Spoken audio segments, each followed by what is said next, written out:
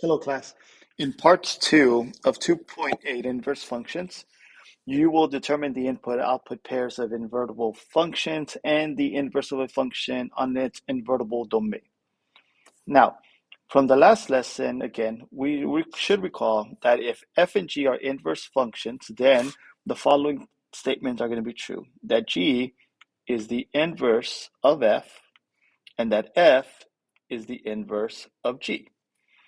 Now, if x and y is a point on the graph of the function f, then the point yx is going to be a point on the graph of g, which again is the inverse. With inverse functions, all of the x values and y values are switched, so graphical behavior in terms of x and y are also switched, meaning that the domain of a function becomes the range of the inverse.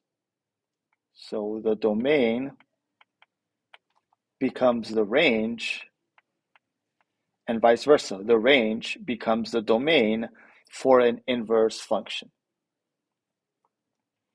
On a specific domain, a function f has an inverse, or we say that it is invertible.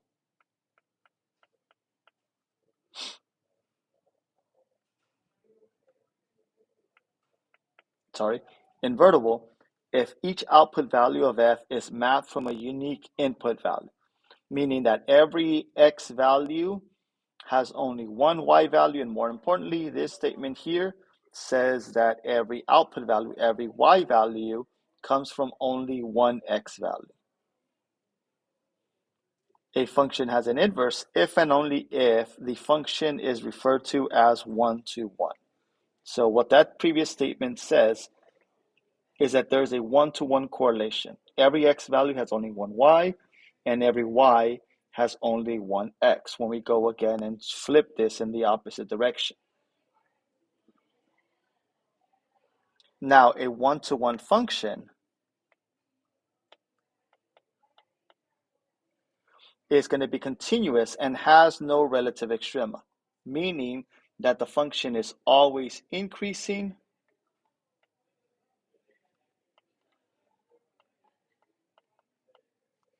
or always decreasing.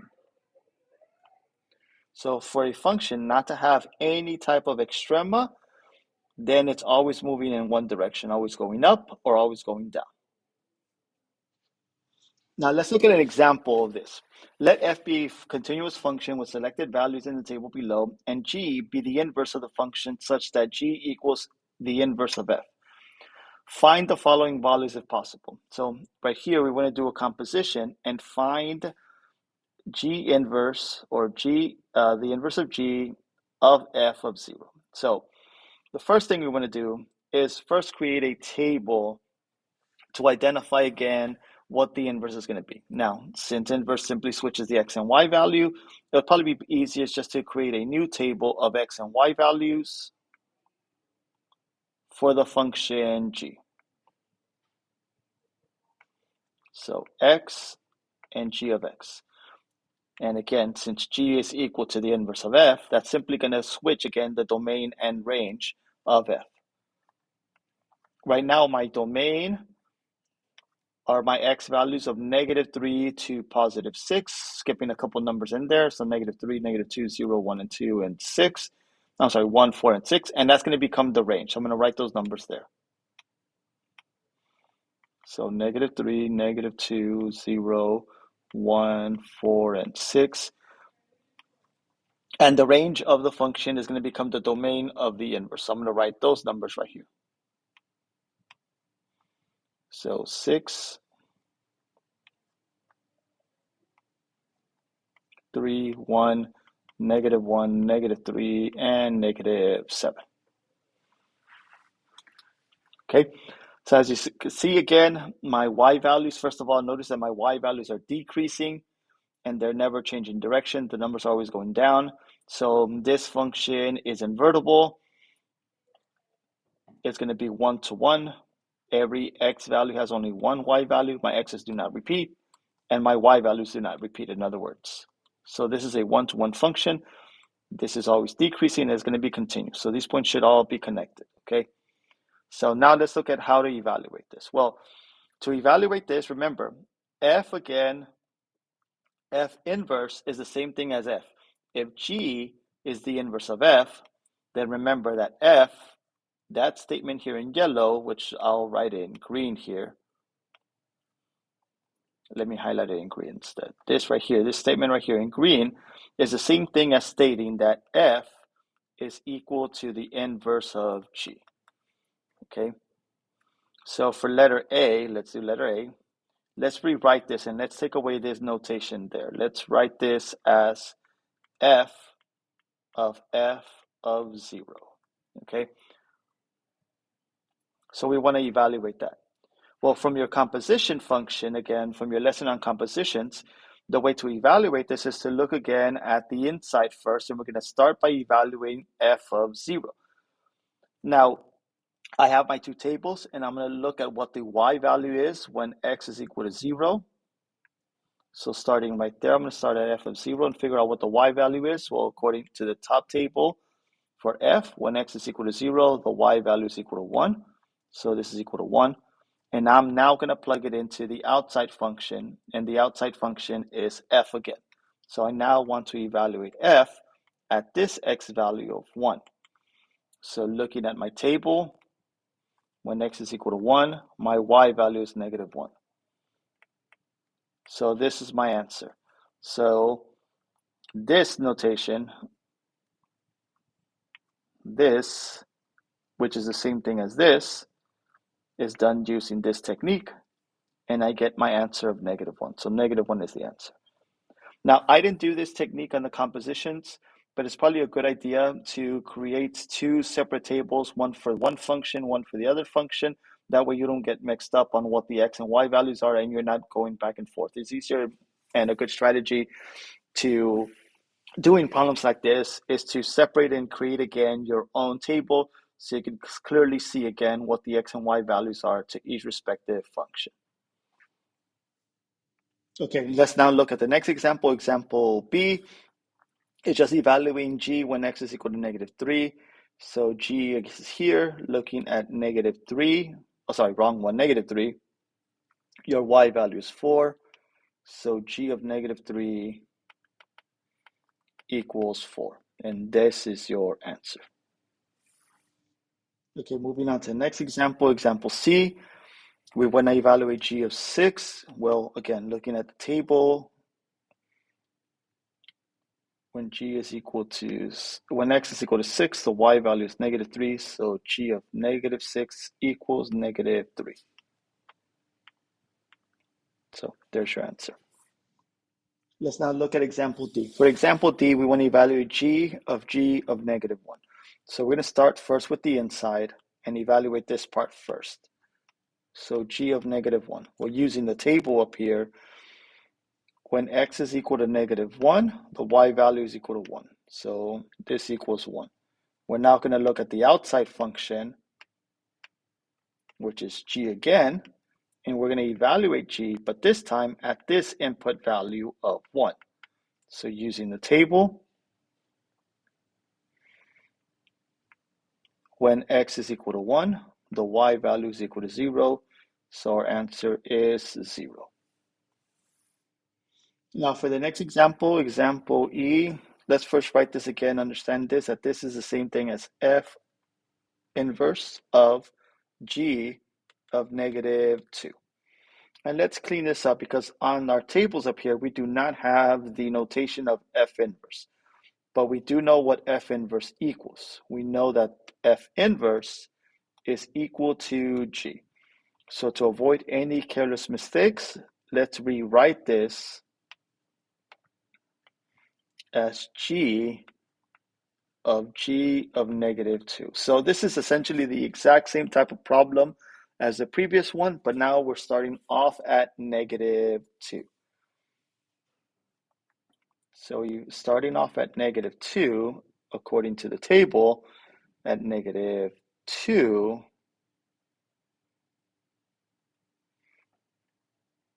can't be determined because we do not have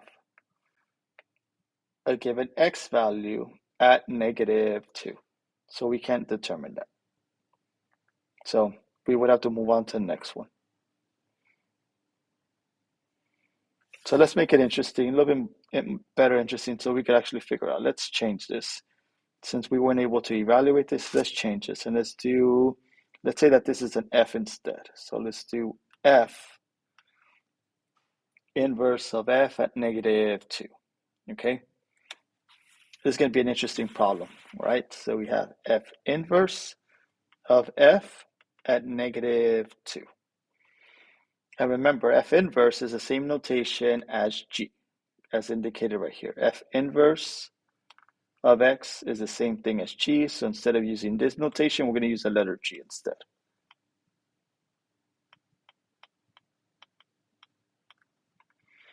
And again, we're going to start with the inside. So we're going to first evaluate f at -2. Well, looking at the table of f, when x is equal to -2, we see that the y value is equal to 3. So we end up with a y value of 3. We're now going to look at the outside function, which is g, and we're going to evaluate g at this input value of 3. So we're now going to go to function, the table for g, look where x is equal to 3, and the y value is, long and behold, -2. How cool is that? Look at that. Because f and g are inverse functions, again, evaluating f and then g, or g and then f, they cancel each other out. Again, this notation is saying that these are going to inverse functions. So taking the composition of inverse functions, again, from the previous lesson, you know that they cancel each other out, and the only thing that's going to be left is the input value, which in this case is the number -2. So all of this got me to go to 3, and then that 3 got me back to the number I originally started off with -2. And you'll see it's going to be true if I change this number to any other number. Let's say I look at f at 4. So f of 4 gives me a value of -3. I'm now going to use that -3 for the x value on g, and at -3, the y value again is 4. So it takes me back to what I originally started off with, which just simply tells us again and reinforces the concept that getting the composition of inverse functions, again, simply identifies the input value.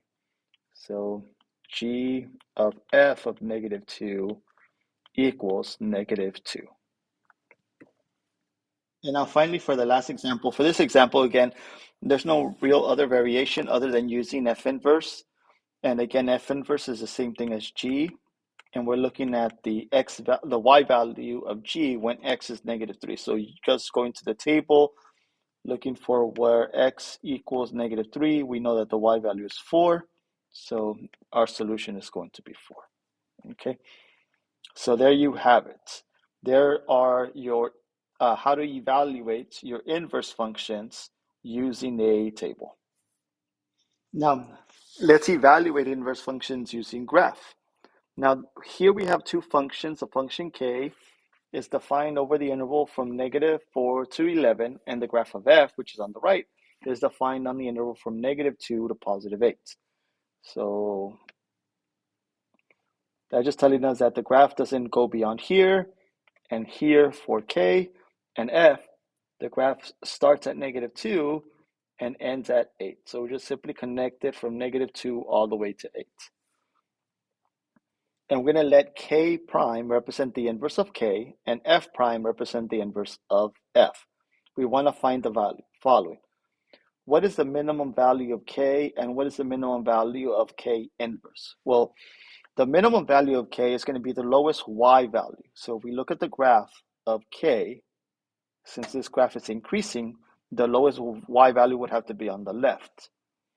And that lowest y value is -3. So, and it occurs when x is equal to 4.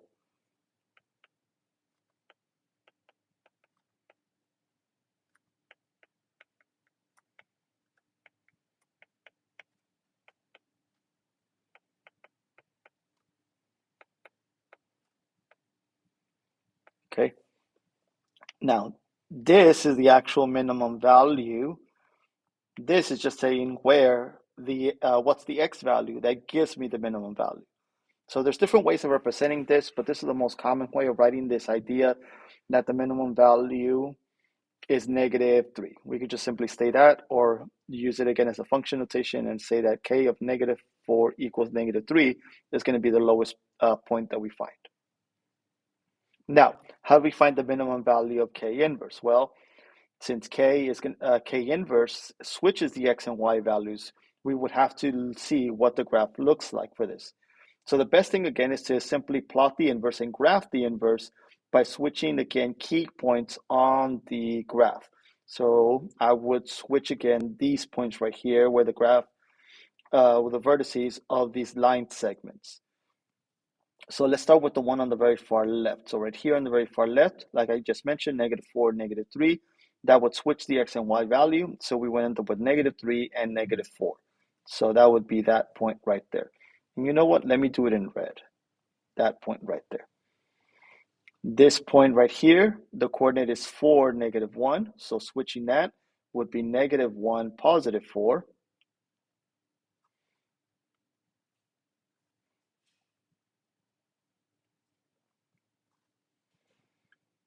Now, the next point is 6 for x, 4 for y. So 6, 4, and I want to switch that. So 4, 6. And then the last point is 11, 6, and I want to switch that to 6 and 11. So 6 and 11 is going to be way up here.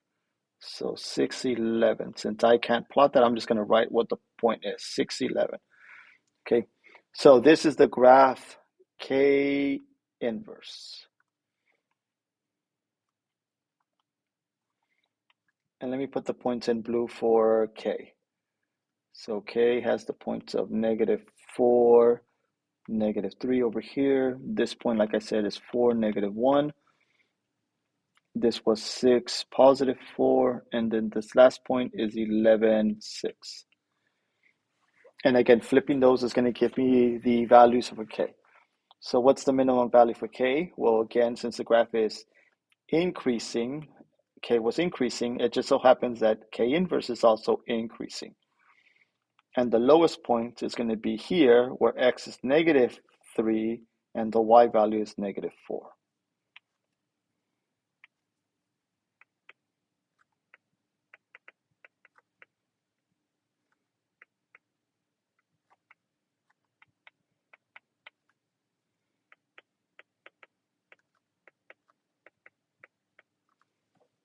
So there you have it.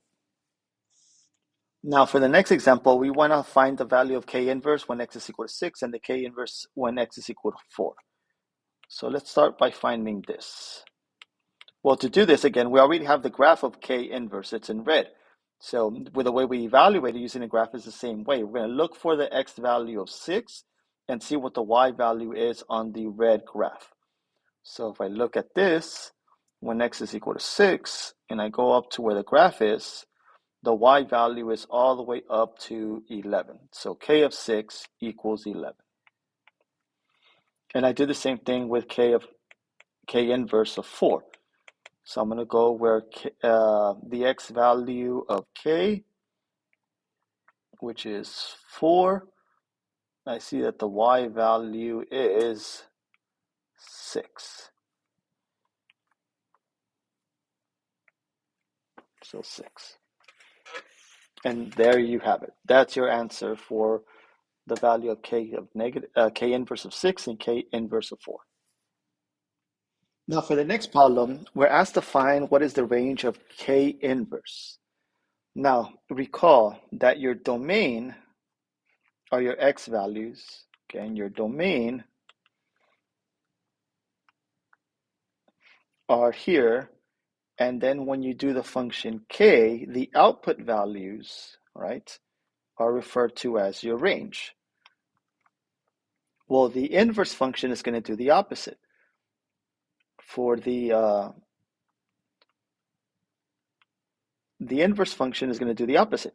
The domain for the inverse is equivalent to the range of the original function, okay, to these output values. And the range of the inverse is equivalent again to the domain of the original function. Well, at the very beginning, they told us what the range of this, what the domain of the original function k was. We were given that the domain of the function k is from -4 to 11. So that means that the range of the inverse is going to be again equivalent to that domain.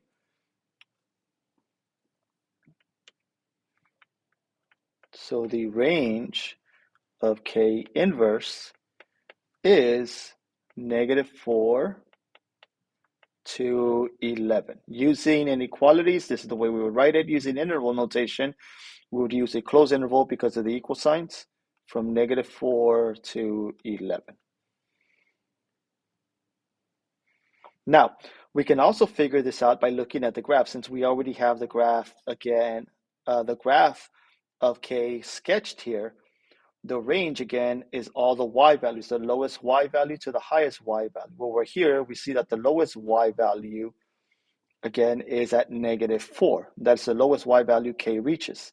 The highest y value that k reaches is all the way up here where y is equal to 11. So from -4 to 11. But the key thing understanding again is understanding the concept that the domain and range switches. The domain of k is equivalent to the range of the inverse, and vice versa. The range of k is equivalent to the domain of the inverse. So if I know what the domain and range are for k, I just have to switch them, and that I know what the domain and range for the inverse is going to equal as well. Now our next problem, letter D, asks what is the maximum value of f inverse? So let's look at f. And the easiest thing to do is to sketch the graph of f and see where the points are going to land on f. So let's plot these points, and let me identify these points in blue. So this point here, this point right here where it changes the slope, this point right here, the graph changes slope. And let's see what those points are. So we have this point is at -2, 7. This one is at 2, 3, 4, -1. And this last point here is 8, -3. So the inverse of f is going to switch those, and we're going to have a point at 7, -2. Our next point would be at 2, 3. So 2, 3. I'm sorry, 3, 2. This point switches to 3, 2, and we're going to connect those 2 points.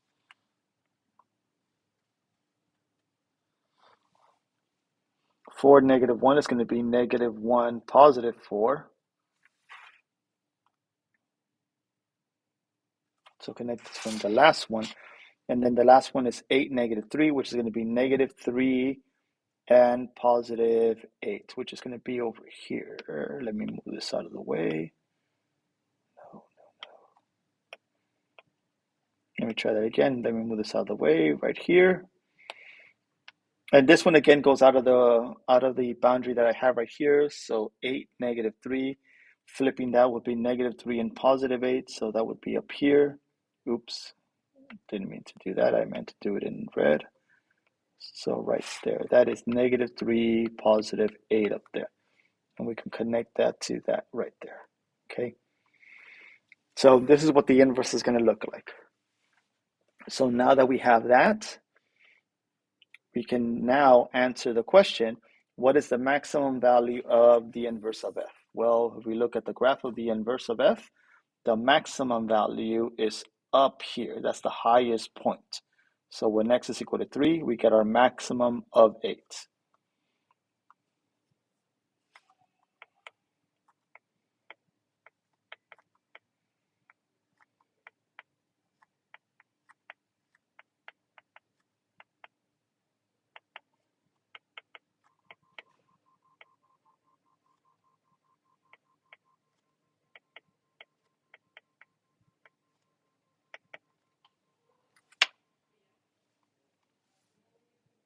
And there you have it.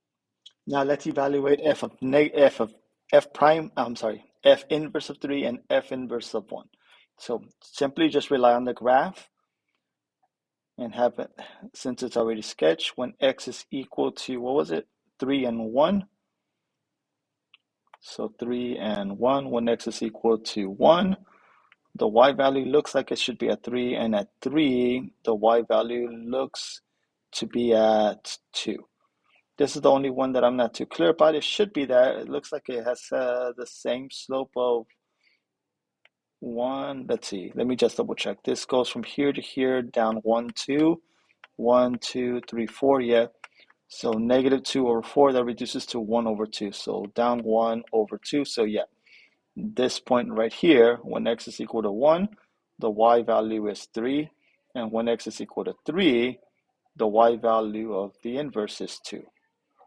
So our answers are 3 and 2.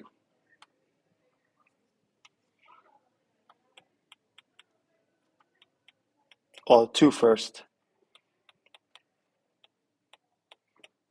and 3.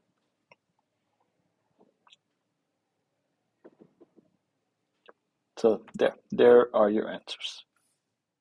And then the last one about this question about f. What is the domain of the inverse of f? Well, there's two ways of doing this one. The first one, understanding the key concept that the domain, okay, which is our inputs, and the range, which is our outputs of f, again, are like this. So if this is f, well, understanding again that that's equivalent to the domain of the inverse, and the domain of f is the equivalent to the range of the inverse, I can figure out the domain of the inverse by looking at the range of f. So if I look at the range of f, so let's say I didn't graph this, I didn't graph the red part, and I look at the range of f, f goes from negative 3 all the way to positive 7, as you see right here. I'm going to zoom in. The lowest y value for f is negative 3, and the highest y value is 7. So the range of f is from negative 3 all the way to 7. Okay, and I'm going to write it as an equality, so you could see again that I'm focusing on the y value. That is the range of f. The domain is going to simply be, again, the domain of the inverse is, again, is equivalent to this right there. So our answer here would be that the domain of f inverse is going to be from negative 3 to 7. And because it's domain, we would use the variable x this time because we're talking about the domain of the inverse. So x. So that's all it does. It just simply switches. The x becomes the y and the y becomes the x. Now, the other way of doing this is by simply looking at the graph of the inverse. Since we already have it graphed, the domain of the red graph goes from negative 3, as you see right here. The farthest to the left we go is negative 3, and the farthest that we go to the right is 7. So our domain is all the x values that connect those points. So from negative 3 all the way to 7 is the domain for this inverse.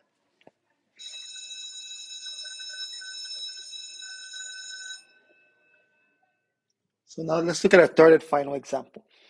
Now, the best strategy for this type of situation, since as you'll see right here, the function g is defined on the interval from negative 3 to 10, as shown above. G inverse represents the inverse of g. The values of an increasing function h are given in the table above as well for selected values of x. Which of the following is possible? Okay, so for this example right here, we're going to start by getting the inverse of each one of them and looking at what the inverse is going to look at. Okay, well, we could do the first one. Let's just do the first one first. All right, so let's do that. So for letter A, we want to find g of h of 6. Now, in remember compositions, this notation here means that we're going to begin with the inside. So we want to, first step 1, is to figure out what h of 6 equals. Well, the h function is the one from the table. And to evaluate h of 6, we're going to look at where the x value is 6, which is right here. Our y value is 10. So h of 6 equals to the value of 10. So that's step 1.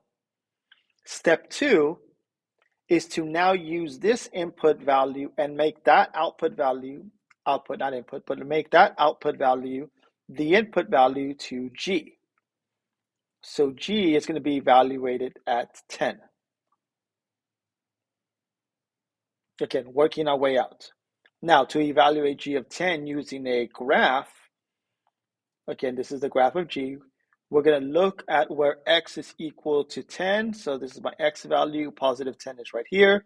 And we're going to look at what the Y value is of that point where X is equal to 10. So this point right here has a Y value of -1. So this equals to -1. So that means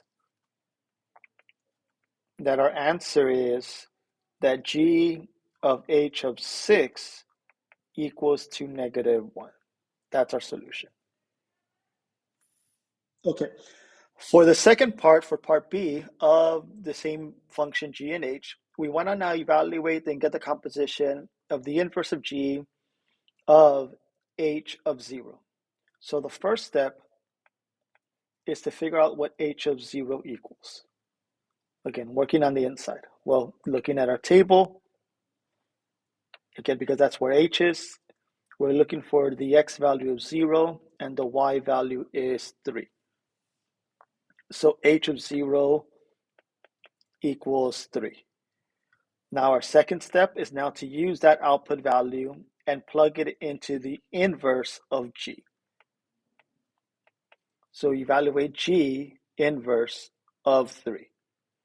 Well, we do not have the graph of the inverse of G. We have the graph of G. So this is where you now want to create the graph of G by simply switching all of the X and Y values. So if I make myself a list and again identify and plot what these X and Y values are, I have -3, +6 here. So -3,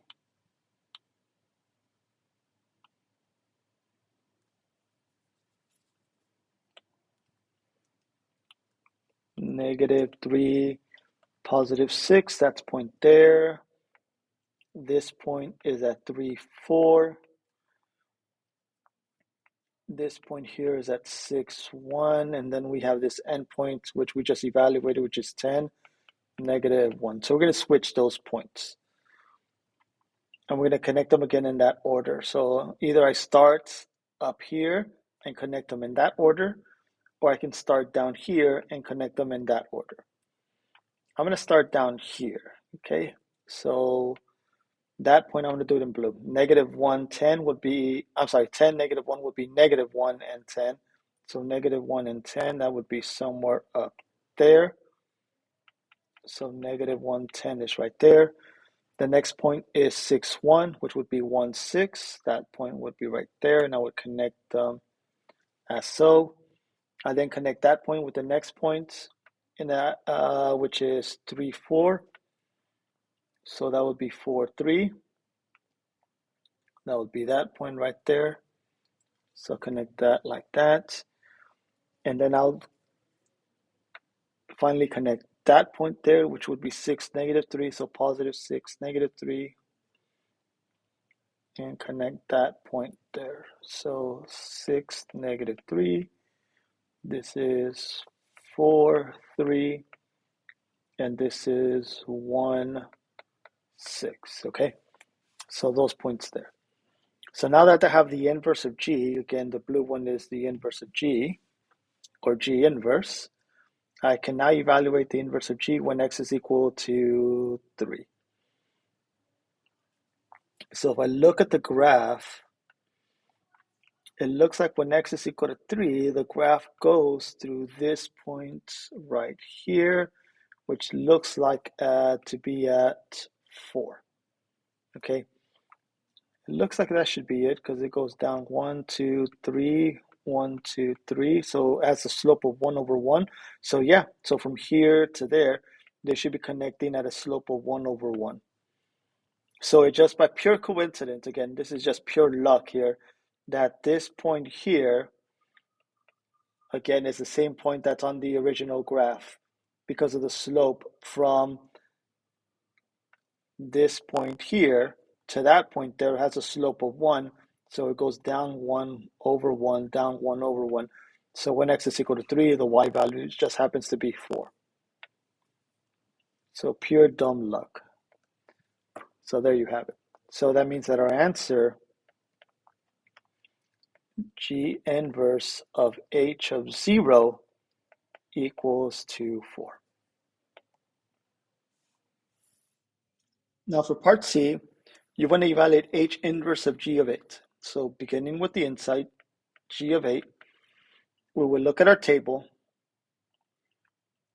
and see, and I already have it pointed out here, that the y value when x is equal to 0, I'm sorry, when x is equal to 8 is 0. So the y value is 0. So g of 8 equals 0. That's our first step. And our second step is now to evaluate the inverse of h when x is equal to that output of 0. Now, since we're now trying to determine what the inverse to h is when x is equal to 0, you would have to create a table. My strategy or my suggestion is to create a table for the inverse, which I already have right here.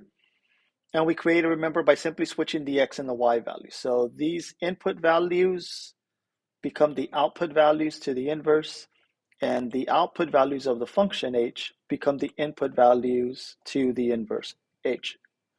So we end up with that. And then looking at this table, we can figure out what the value of h inverse of 0 is, the inverse of h at x is equal to 0, by looking at x to 0 and seeing what the y value is. So that would be -1. So that equals to that. Now, there is another strategy. If you don't want to create this table and avoid having to make all this table, remember, since the x and y values are going to switch, to figuring out what the inverse of h is when x is equal to 0, that's the same thing as asking us, when does the function of h equal to 0? So if you look at the table, you can figure out what the x value is when this is going to give you an output value of 0. We get an output value of 0 when the input, the x value, is -1. So you see, we get that same number there. But again, it's up to you on which strategy you want to use. If you actually want to create the table, I would find this, again, important to do, especially, again, since we're barely learning this concept and applying this concept to these type of situations. But if you think you can handle and understand, again, that you're doing it backwards, then you could just look at the table and get it from right there as well. And the same thing is true, again, from the graph. Instead of looking at the x values, if you're looking at the inverse of g, you will look at the y values as the input value and the x as the output value. And you could just read this backwards. So going back to this problem right here. Oops, it is not.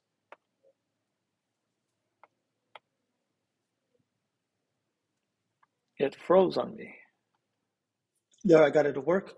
So like I was saying, h inverse of 0 equals 1. So that means that our answer here, that the entire thing, that this composition equals to simply 1.